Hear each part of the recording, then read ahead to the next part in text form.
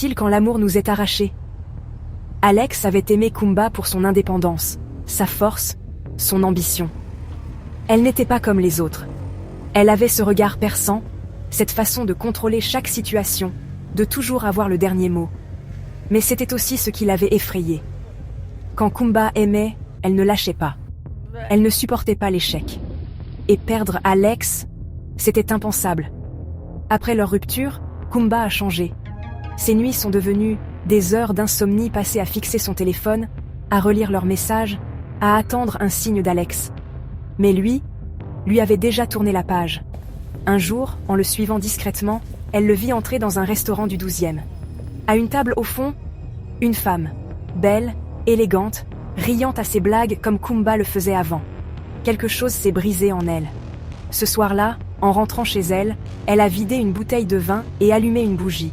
Elle a pris une photo d'Alex et l'a posée devant elle. « Tu es à moi ». Les jours suivants, elle a commencé à l'observer. Pas seulement sur les réseaux, dans la vraie vie. Elle connaissait ses horaires, ses habitudes. Elle savait à quelle heure il rentrait, quelle station de métro il prenait. Elle était toujours là, juste assez loin pour ne pas être vue, mais assez proche pour tout entendre. Puis, les messages ont commencé. « Tu crois qu'elle t'aime comme moi ? Nous étions parfaits ensemble. Ne m'oblige pas à faire quelque chose que je regretterai. » Alex a bloqué son numéro. Mais Kumba ne s'est pas arrêté. Un soir, il rentra chez lui et sentit une odeur étrange. Un parfum familier. Dans son salon, un détail glaçant. Sur la table, une assiette de son plat préféré, encore chaud.